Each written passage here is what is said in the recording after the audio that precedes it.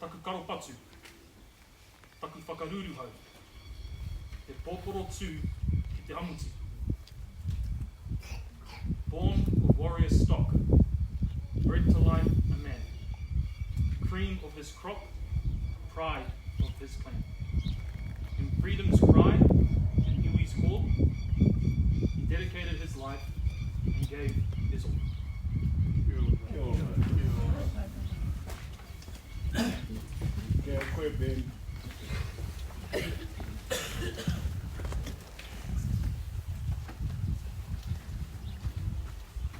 Tēnā koutou, family, friends, colleagues,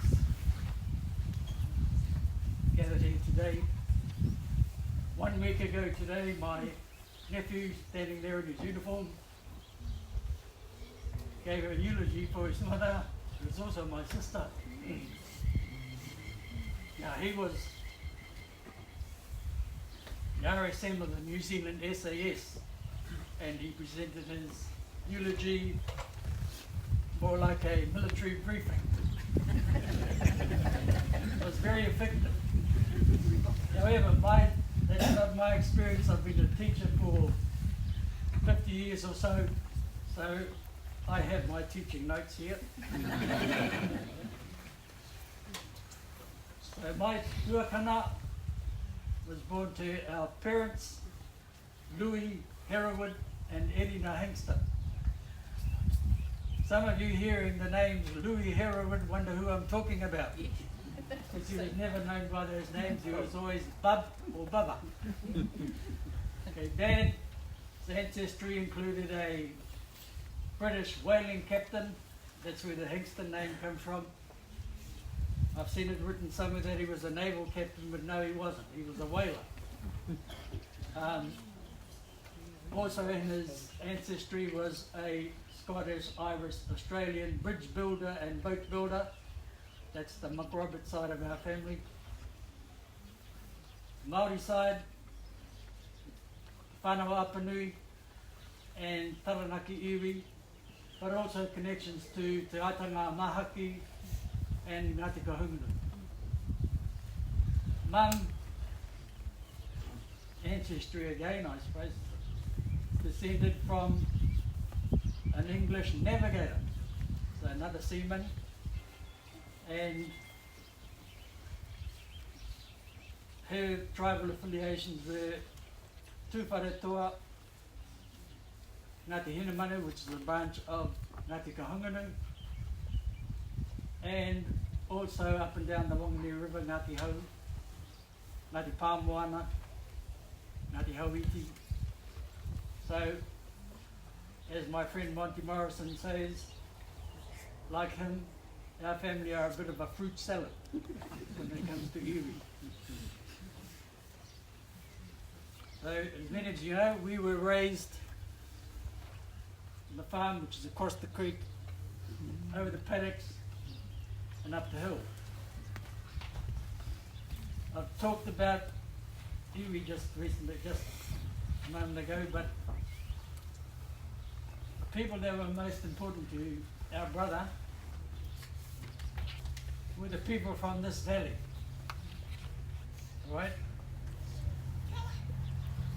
As kids, when we were growing up, we referred to the Horohoro Valley as our end and the other end. Our end is Rongomai. The other end was Kero. That's the way we thought of it as kids.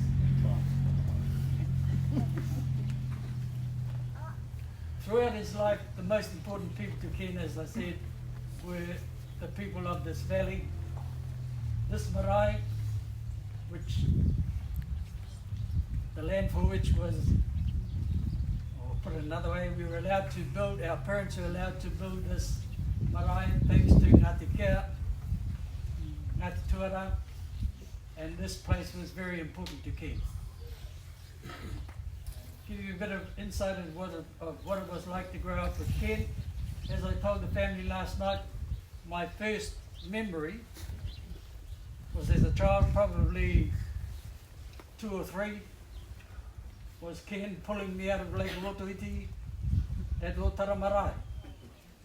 where you were supposed to be looking after me, and I must have taken off and went off the end of the jetty. And what is still clear in my mind, as I said, it's my first memory, was all the bubbles that came up when he jumped into the water beside me and grabbed me. So that was a good start for our relationship.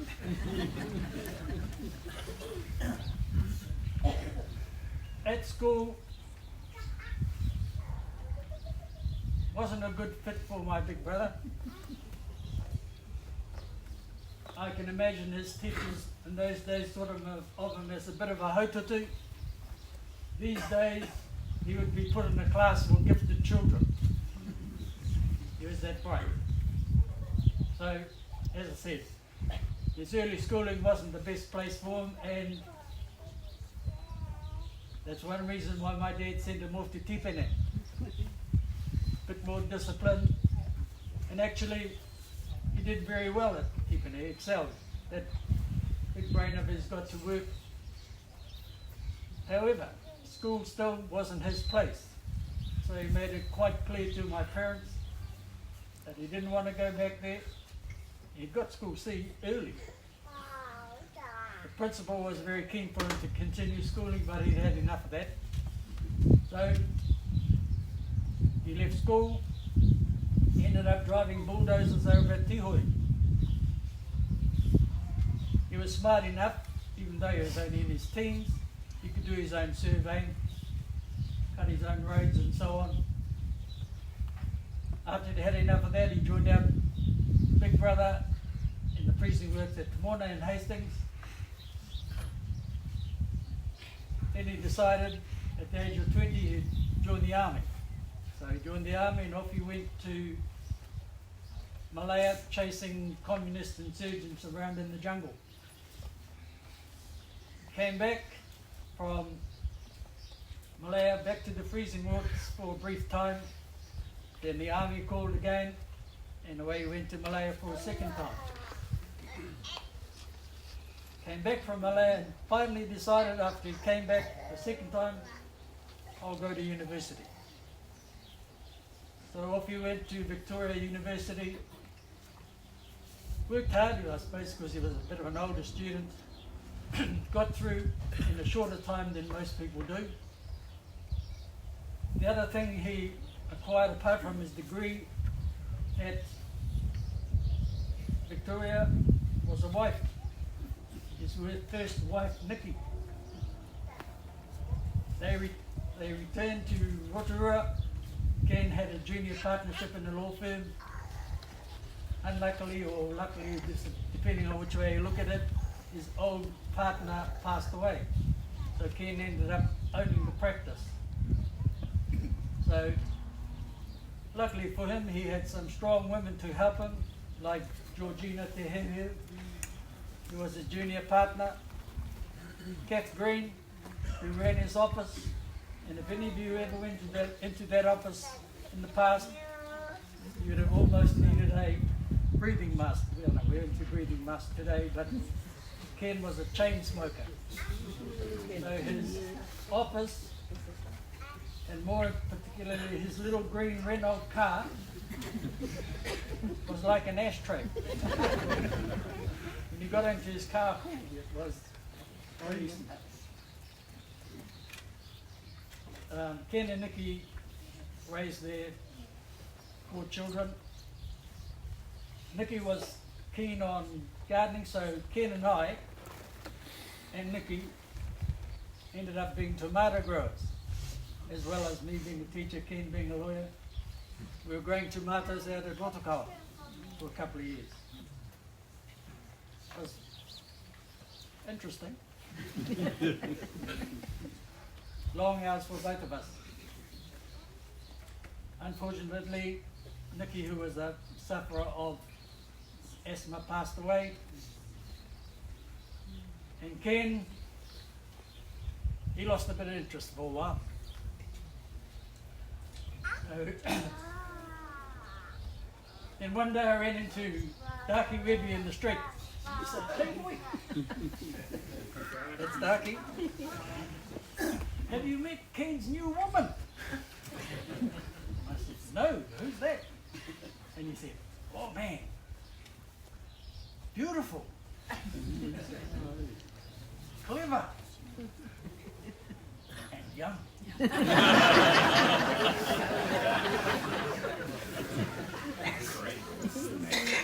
we lived up to every one of those things. But that was Ngahaki. So, I forgot to mention Ken, while he was practicing law, he'd been asked to join the Maori Land Court. First time he was asked, he turned it down. Second time he took it on, and as we all know, we've had all the talk about him in the court, left and right, black and white, down the middle. One thing they didn't mention was that he always liked to be right. And then in discussions we had, you have a disagreement and it wasn't settled, it might be months later. Come up, I told you. This is how it is. So after those years in the Maori Land Court, when he retired, came around home and he says, hey, what tax rate are you on? I said, 33 cents in the dollar. Oh, you know what? I get this pension, 64 grand tax free. Why are you telling me this, you cheeky son?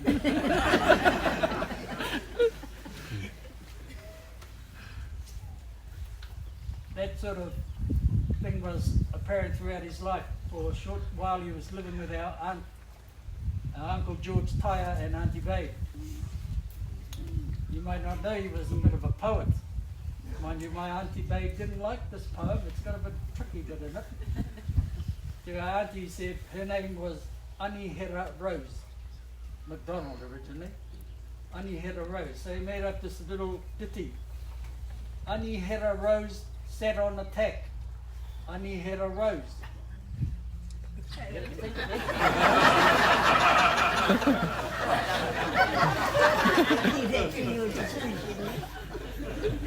And also while he was down there, Uncle George wanted him to come and help with the docking. So the lambs are already in the pen. Ken was in his bedroom and he was lying on the bed. And Uncle George said, come on boy, we're going to go and do some docking. Ken said, oh, I can't, my heart. Maybe Natty was having a bit of a heart attack or something. And Uncle George, oh, gee. So left him there. Ken was lying there in bed with all his books. He was having a ball. All the other guys were saying, oh, he's all tito man. And they were quite right.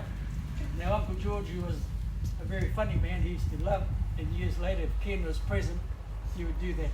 My heart.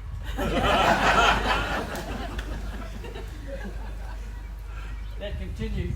I remember at our niece Netta and Nathan's wedding, during a lull, all of our family were sitting together and he came over and said, hey, you fellas, I'm now the Chief Justice of Niue. I said, oh yeah, that's pretty good. He waited while we made our comments and then he said, well actually I'm the only justice.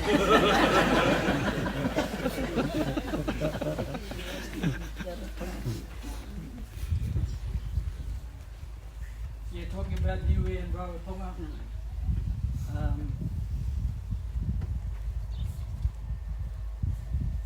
I think all of our family mostly have spent time there thanks to Ken's generosity at home and on the lagoon in Rarotonga.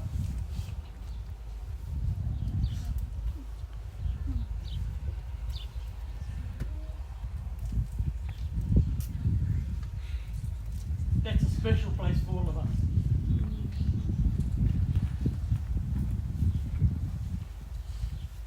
I think I'll conclude with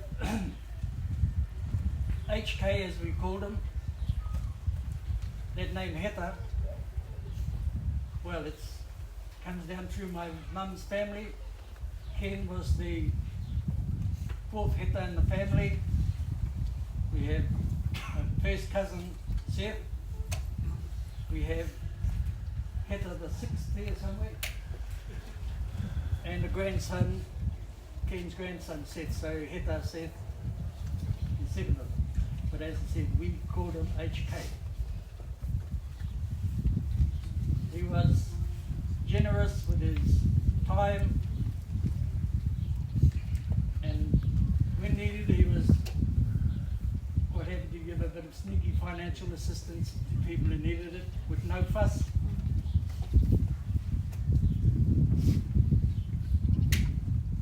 So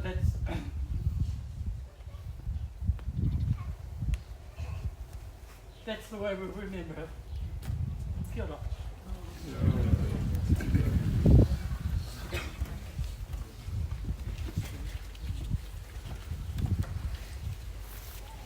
I just had another short reading from Paul's first letter to Timothy. Ka hore hoki he mea I mauri a mai e tātou ki te ao. A he mea mārama noa tēnei. E kore a hei te mua atu e tātou te tahi mea, nā I hoa I homai, nā I hoa I tango, kia whakapai ngea te ingoa o I hoa. We brought nothing into this world, and it is certain we can carry nothing out. The Lord gave, and the Lord has taken away. Blessed be the name of the Lord. And that's how it is for each and every one of us. We are born with nothing, and we leave this world with nothing. So what is the purpose of our life? What do we leave behind? And it's just amazing, our tangihanga, right from the first night, we heard all the call it eulogies if you like, the life of King. And that's what he leaves behind for us to remember him by. So we're very grateful to be here, to hear, especially through the evenings and the kōrero. Tā with te Māori, we don't really need to have eulogies, but it's just wonderful that someone can get up and talk about his life. But we heard what he had achieved throughout his time here on earth during our tangihanga. Because each person got up and gave their eulogy and their knowledge about Ken and what they did together. And that's what he leaves for us, each and every one. That we will always remember him by. And we're grateful for his life. Because at times like this, the service is a celebration of his life, not his death, but a celebration of his life. And so we are here now to finally lay him to rest at his last resting place, but continue to remember all that he left us and all the things that he enjoyed throughout his life. Anō reira koe nei, ka mihi atu kia nei e kore roana mōnu, mai te wae, I hari mai ei ki konei takoto ai. Ka rongo ake nei I ngā kōrero nunu I utaina nei ki rung ki atu. Anō reira huri no, tēnei te mihi atu, tēnei te mihi atu. E iho a te hungia mātau, e te kai ki te hungia mātau. E iho a te hungia mātau, e tō mātau matui te rangi. Ia tapu tau ingoa, kia tāpai tau lamatinatanga. Kia me kia tau I pai ai, me te whenua, kia rite anō ki tō te rangi. O mai kia mātau ai anei, he tau mo mātau mo tēnei rā. Muru o mātau hara, me mātau hoki e muru nei o te hungai haranga kia mātau. Aua hoki mātau e kawaia, e ngari ko kaoringi a mātau I te kino. Nau hoki te ramakiratanga, te kaha me te kroria, ake, amen. E te atua kahalawa ke a koe e noho ana ngā wairua o te hunga e hare atu nei i konei rungi te ari. E noho hari ana no i a koe ngā wairua o te hunga whakapono. Ko wātea i te taimaha o te tinana, tēnei mātau te whakapai atu nei ki a koe mou i pai ki te tango atu e tō tātou rangatira i roto i ngā he